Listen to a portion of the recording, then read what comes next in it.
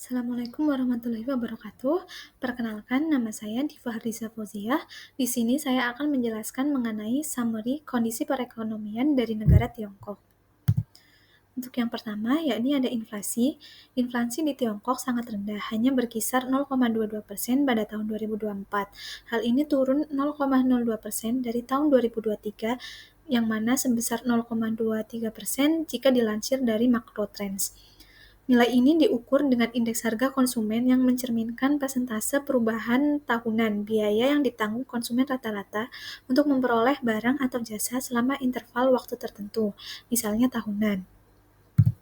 Selanjutnya, yakni ada kurs. Pada tahun 2023, dilansir dari data exchange rates, nilai yuan terhadap dolar secara rata-rata adalah sebesar 7,0809 yuan per 1 USD. Sementara itu, pada tahun 2024, nilai yuan melemah menjadi 7,1957 yuan per 1 USD. Berdasarkan ini, dapat dilihat bahwa nilai yuan melemah sebesar 1,6% selama periode waktu tahun 2023 sampai 2024. Selanjutnya ada PDB. PDB rata-rata Tiongkok setiap tahunnya sejak reformasi ekonomi tahun 1978 adalah sebesar 9% per tahun, dengan peningkatan akses layanan kesehatan, pendidikan, dan layanan lainnya secara signifikan selama periode tersebut. Berdasarkan perhitungan World Bank, PDB pada tahun 2024 adalah sebesar 4,8%, sedikit melambat dari tahun 2023 yang sejumlah 5,2%. Tiongkok pada tahun-tahun ini memang tengah mengalami perlambatan struktural. Selanjutnya ada neraca perdagangan. Pada tahun 2023, kondisi neraca perdagangan Tiongkok adalah sebagai berikut jika dilansir dari State Administration of Foreign Exchange. Ekspor sebesar lebih dari 3,38 T USD. Impor sebesar 2,56 T USD. Surplus dagang sebesar 820 M USD. Sementara pada tahun 2024, kondisi neraca perdagangan Tiongkok adalah sebagai berikut. Ekspor sebesar lebih dari 3,51 T USD, impor sebesar lebih dari 2,68 triliun USD, surplus dagang sebesar 832 miliar USD. Surplus banyak didorong ekspor produk elektronik, kendaraan, dan barang konsumsi.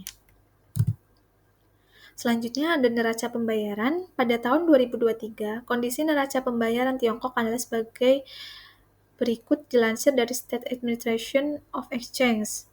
Surplus perdagangan hingga 820 M USD, defisit modal dan finansial minus 215 miliar USD, perubahan devisa 4,8 miliar USD. Sementara pada tahun 2024, kondisi neraca pembayaran Tiongkok adalah sebagai berikut. Surplus perdagangan hingga 832 M USD, defisit modal dan finansial minus 434 M USD, perubahan devisa. Jika dilihat dari besarnya surplus perdagangan, Tiongkok memiliki kedudukan yang kuat dalam ekspor global.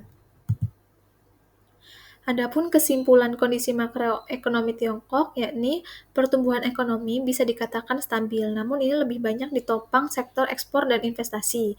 PDB pada tahun 2024 sebesar 4,8%, sedikit kurang dari target pemerintah yaitu 5%, tapi masih bisa dikategorikan sebagai stabil. Selanjutnya, angka inflasi yang sangat rendah menandakan rendahnya daya beli masyarakat dan permintaan konsumsi domestik. Ini menunjukkan pemulihan ekonomi Tiongkok masih lemah pada sektor domestik dan rumah tangga. Rendahnya inflasi ini juga dapat berpotensi mengarah pada spiral deflasi yang memperlambat pertumbuhan ekonomi jangka panjang.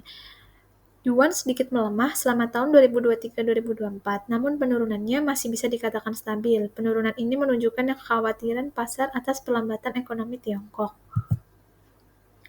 Selanjutnya, neraca perdagangan Tiongkok cukup kuat. Surplus dagang tinggi, namun banyak bergantung pada sektor ekspor, terutama barang, industri, dan teknologi.